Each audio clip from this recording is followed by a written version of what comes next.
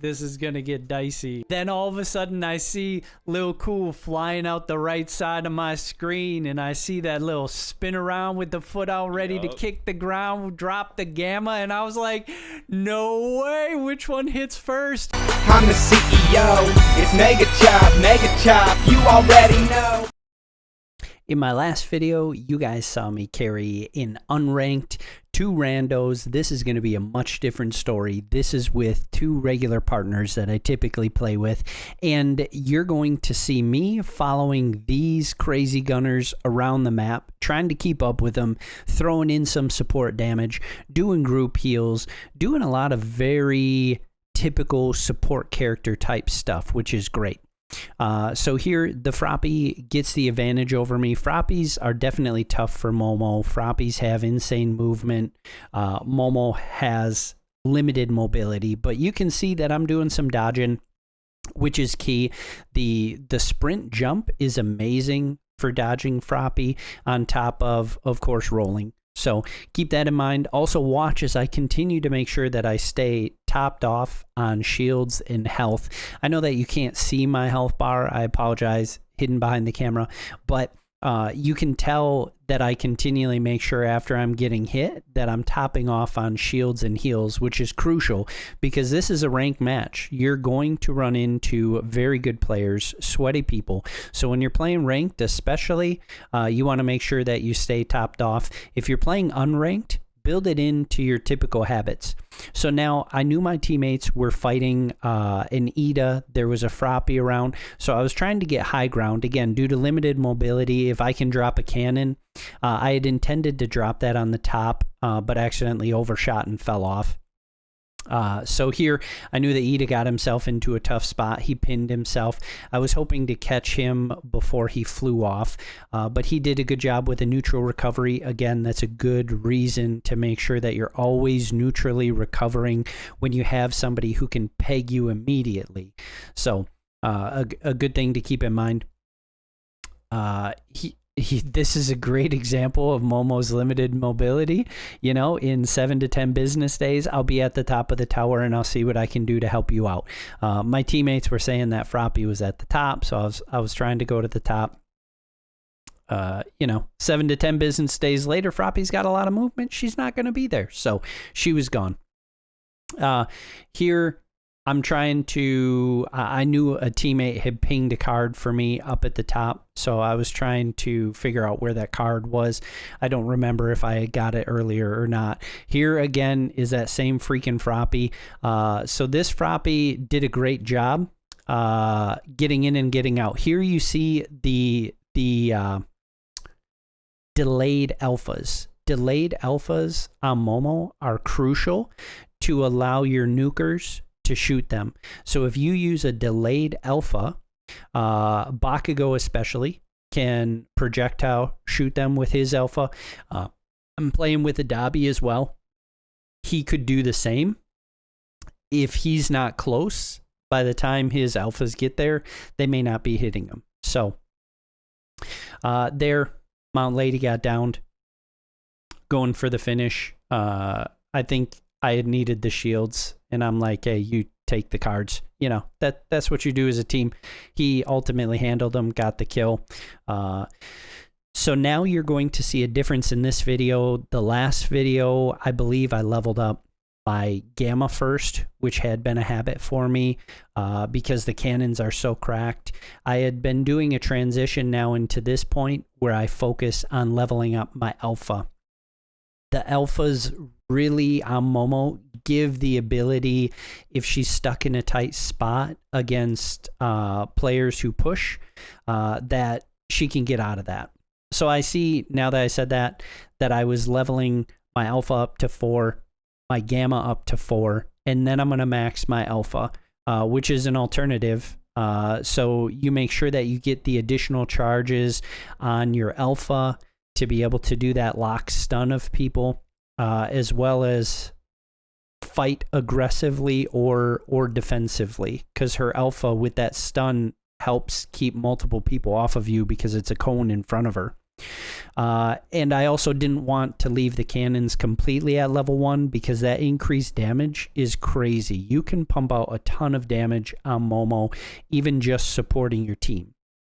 So you'll see me frequently put up cannons like that. I didn't know where they were, but Momo's cannons are at a respected state in the game that most players are kind of afraid of her cannons. And if you put them up, it will cause them to run.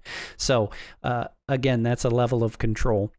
Here, saw this Momo, tried to keep pinning her down with it, but it's tough in those bushes. I wasn't sure which way she ran. And again, the alpha is a cone. She's doing a good job of evading it and then turning back and using it on me. Here, I thought she stayed on the ground. I think she climbed up to the top of the building because that was not a Momo that just went down. So Momo's here somewhere. I know that my team in general needs health. I knew this was a risky proposition to use the group team shield heal right there because it takes a while and there was a lot going on. But there, Momo goes down. I went to the side of the cannon.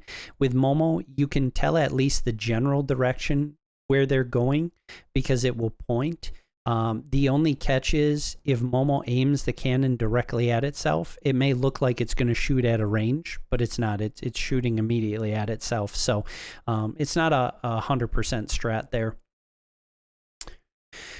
So just trying to, you see my teammate there, making sure that we have full revive cards, which is always crucial. The closer you can have more revive cards is key. Even in ranked games towards the end game, crazy stuff can happen. A full team can lock down one of your people and nuke them in seconds. And so having that revive card to sneak off and get the revive on your teammate is critical. So that's another good key thing to keep in mind as you're playing ranked is trying to get those cards. So now my alpha is at level 5. My gamma is at level 4. I'm going to leave my gamma there until I max out my alpha. You can see at level 4 of alpha, you gain, you're up to 9 charges, which if you manage your alpha well, that can do a lot.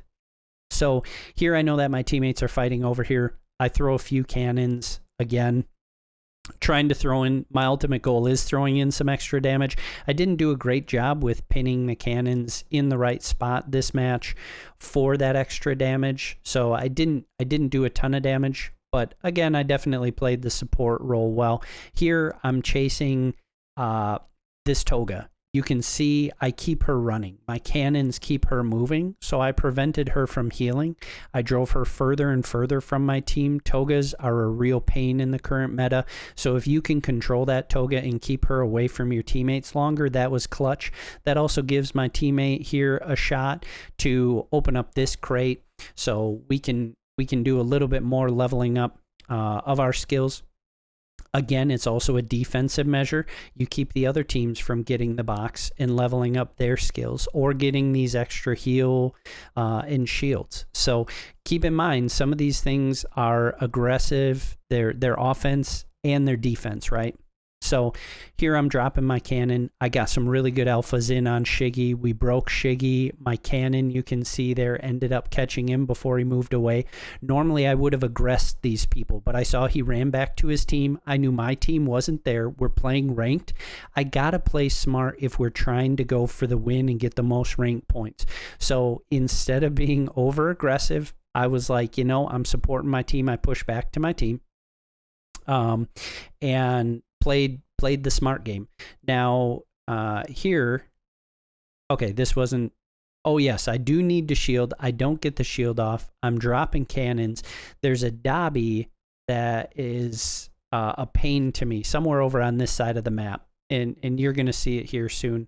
But this Shiggy is definitely annoying. He's an incredible Shiggy. He's doing a great job jumping, diving, rolling, and throwing in damage periodically. There he's got no shot because all of a sudden my full team is focused on him. So another key play, if you can, I didn't have the inventory space there to do it. So if you can proactively keep inventory spaces open, you can grab random revive cards to prevent other teams from reviving. Here's that Dobby. So I put down a shield. I make sure that I prep myself. That way I can get my own shield going. Otherwise, if I don't put down the shield, I don't get shielded right there. I just barely got the shield off before his gamma hit. So that was critical for me to stay in this game and continue supporting my team. Here, I'm trying to figure out where all the targets are. I use the shield to kind of protect my cannons because players have gotten good at killing Momo's cannons and not allowing them to go out. I just reached level 9 alpha, which increases my damage to max. I also get 10 charges, which is crazy. The max damage on Momo's alpha is 60 points a shot. So you can hit the person for up to 180 hit points of damage, which is critical in this game. So you can really pump out a lot of damage with this. There you saw me going ham in on the Shiggy. My teammates ended up finishing him off. And here again, like I said, I did a lot of support this game. So I'm pumping the group shield. I got the team shielded up. I'm going to go ahead and finish the Shiggy, make sure he's out of the picture. That's another team gone. So we only have 2 teams to worry about now at this point. My boy Smooth got into some trouble here. The Froppy and the Dobby got him cornered. Again, this is like what I talked about early game a while ago. You want to make sure that you've got revive cards coming to this point of the game, because if you don't have revive cards, you don't have the ability to get your team up late game. Because in this circle, there's no hunting, there's no reviving citizens, there's no trying to get revive cards at this point. You either have them, you loot them off your victims, or you don't. So you saw me there looking for a revive card back on the body, making sure I didn't miss it. Here again, the cannons, critical in getting this Dobby down, trying to get the finish on the Dobby. That way we eliminate him from grouping with his team. At this point, we thought it was 2 people, but I think it's still 3. I put that shield up to deter the Shiggy from pushing me hard. I didn't want that at this point, as we're trying to figure out how do we get our boy Smooth up? How do we keep this team at bay?